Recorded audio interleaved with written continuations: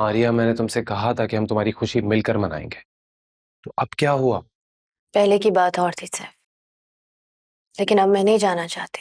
आर्या, आर्या, मैं मामा पापा के सामने तुम्हारे लिए पूरी जंग लड़कर आ रहा हूं और तुम हो के मना कर रही हो। ये तो गलत है ना। तुमने क्यों जंग लड़ी है मेरे लिए? वो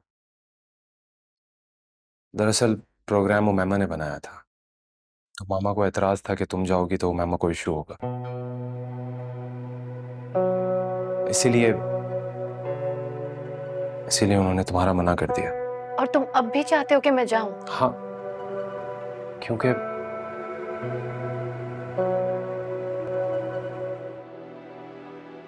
क्योंकि मैं तुम्हें अपनी फैमिली का हिस्सा समझता हूँ, दैट्स व्हाई। मेरे अब्बू कहते थे कि खाने की मेज पे चाहे जितनी भी डिशेस हो,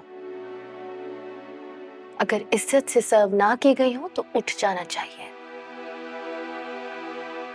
मैं हमेशा भूख पर इज्जत नफ्स को तरजीह दूंगी।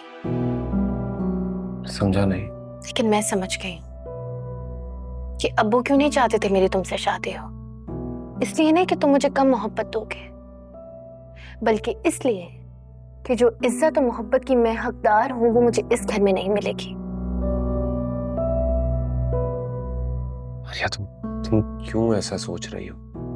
हम सब घर वाले तुमसे बहुत मोहब्बत करते हैं। अच्छा, एक चीज दिखाती हूँ।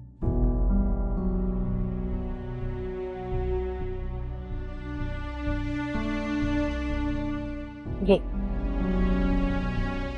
ये मुझे अब्दुल्ला ने गिफ्ट दिया था और उमायमा को लगा मैंने उसके कमरे से चुराया।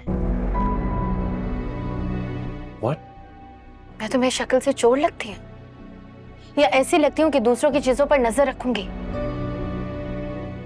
और यही नहीं, उसने मुझे ताना भी दिया कि हमारे घर में रहती हो, हमारा ही खाती हो और ये करती हो हमारे साथ।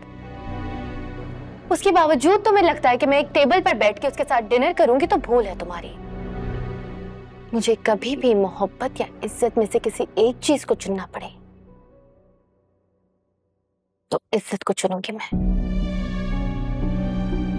तुम चलो मेरे साथ। मैमा ने तुम्हारे साथ ज्यादती की है। अब जो बात होगी बाबा के सामने होगी। चलो। नहीं, कोई जरूरत ही नहीं उससे बात करने की। अगर उसे समझ नहीं आ रहा है कि नए रिश्तों के आने से पुराने रिश्ते बर्बाद हो रहे हैं तो तुम्हें समझाने की जरूरत नहीं है।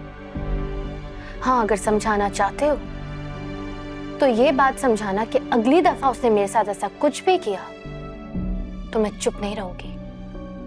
बार बार मेरी माँ की तरबियत मेरे आड़े नहीं आएगी। ये नौबत दोबारा नहीं आएगी मारिया, प्लीज चलो मेरे साथ।